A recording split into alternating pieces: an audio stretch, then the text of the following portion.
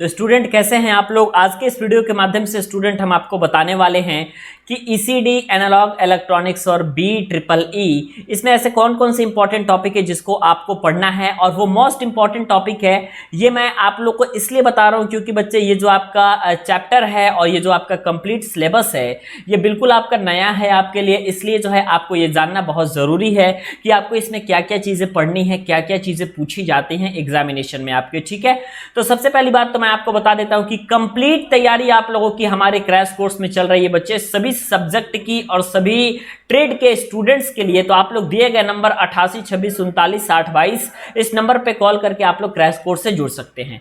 अब आइए हम बात करते हैं आपको ईसीडी, एनालॉग इलेक्ट्रॉनिक्स वगैरह जो आपका है, ये आपका टोटल जो है आपके इर्द गिर्द घूमता है किसके, तो आपके सेमीकंडक्टर वाले पोर्शन के इर्द गिर्द घूमता है, कोई दिक्कत की बात नहीं है। ठीक है, अब यहां पे आप लोग एक बात देखिएगा, ये जो आपका सेमीकंडक्टर है बच्चे, यही चीजें आपसे पूछी जाती हैं और होल सिलेबस आपके सेमीकंडक्टर के अंतर्गत घूमता है। तो सबसे पहला जो आपका इंपॉर्टेंट टॉपिक है आपका, इसमें हम लोग लिख रहे हैं बच्चे सेमीकंडक्टर एंड इट्स टाइप, क्योंकि सेमीकंडक्टर तो आपको पढ़ना ही है, इसी के साथ ही साथ इसके जो आपके टाइप होते हैं जिसमें पी टाइप और एन टाइप सेमीकंडक्टर के बारे में बताया जाता है, इसके अलावा इसका ताप पर प्रभाव क्या होता है वो बताया जाता है, ये चीजें पढ़ी जाती हैं।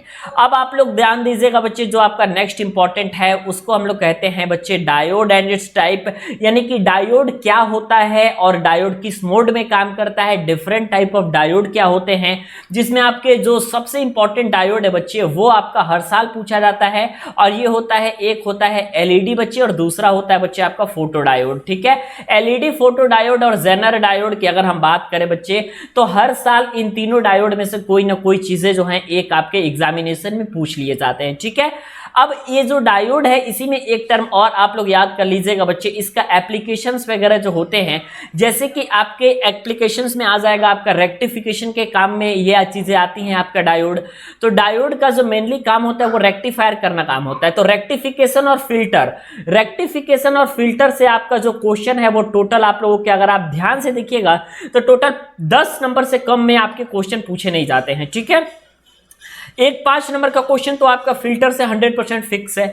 इसी के साथ ही साथ डायोड के जो रेक्टिफिकेशन का प्रोसेस होता है, जिसमें आप लोग का half wave rectifier, full wave rectifier और ब्रिज रेक्टिफायर, इन तीनों में से एक प्रकार का रेक्टिफायर और आपका एक फिल्टर, 5 10 नंबर ये चीजें हो गई।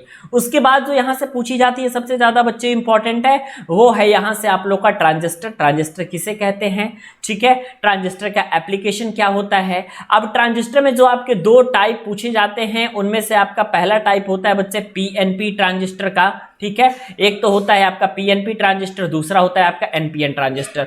तो मैक्सिमम जो है एग्जामिनेशन में एनपीएन ट्रांजिस्टर की कार्यविधि पूछी जाती है। इसमें लीकेज करंट क्या होता है, इसके साथ ही साथ लीकेज करंट, कलेक्टर करंट में आप लोग का संबंध क्या होता है। ट्रांजिस्टर को अच्छे से पढ़ेंगे तो एक आता है बच्चे टर्म अल्फा, एक आता है बीटा, एक आता है गामा, ये 3 टर्म आते हैं बच्चे, alpha beta gamma.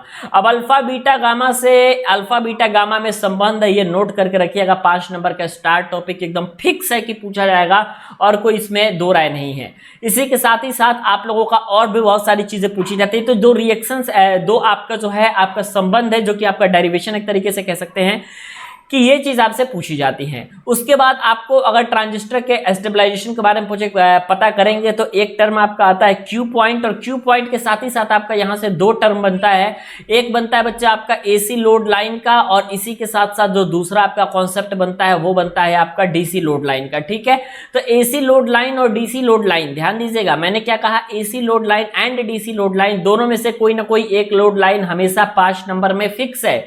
Trade subject एक ऐसा सब्जेक्ट होता है बच्चे कि इसमें जो क्वेश्चन आता है वो आपको पता है, हमको पता है कि क्या चीजें पूछी जाएंगी, बस देर है कि आप अच्छे जगह से तैयारी करिए और उसके बाद आप वहां से जो है अपनी कंप्लीट इंफॉर्मेशन को लेकर के और सेमेस्टर एग्जामिनेशन में आप अपने जबरदस्त परफॉर्मेंस को दिखाइए, बस इसी बात की देर रहती है। उसके बाद बच्चे आप लोग का आता है यहां से फेट एंड मॉसफेट का पूरा डिटेल कॉन्सेप्ट आता है। ठीक है, फेट एंड मॉसफेट आपसे पूछा जाता है 100%, ये बात याद रखिएगा। ठीक, उसके बाद आप लोग का बच्चा आता है आईसी फैब्रिकेशन से जो क्वेश्चन है ये पूछे जाते हैं। ठीक है, आईसी फैब्रिकेशन में बच्चे की आईसी को बनाने में कौन कौन सी विधियां आपकी यूज की जाती हैं, कौन कौन सी इस पे प्रचलित विधियां होती हैं, उसमें आपका स्टेप बाय स्टेप जो चीज आपका लिखा रहता है उसके बारे में कंप्लीट इंफॉर्मेशन आप लोग को होनी चाहिए। इतनी चीजें जो आपकी एटलीस्ट लिखी हुई हैं आपके स्क्रीन पे, ये चीजें तो एटलीस्ट आपके तैयार होनी ही चाहिए। अगर इससे ज्यादा चीजें तैयार है मतलब ये कि आप जो है अपनी परफॉर्मेंस को और बेहतर करना चाहते हैं, लेकिन अगर आप एटलीस्ट पास होना चाहते हैं तो ये जो टॉपिक मैंने लिखा है बच्चे, ये टॉपिक एटलीस्ट इतना तो आप लोग को बिल्कुल पता होना ही चाहिए। अगर आपका इतना पता है तब कोई दिक्कत की बात नहीं है, आप आराम से पास हो सकते हैं। तो वीडियो कैसे लगा एक बार आप हमें कमेंट करके बता दीजिए, और जो नंबर नीचे आपका शो हो रहा है उस नंबर पे कॉल करके आप अपनी कंप्लीट तैयारी हमारे साथ कर सकते हैं बिल्कुल शानदार तरीके से। ठीक है, तो मिलते हैं स्टूडेंट नेक्स्ट वीडियो में।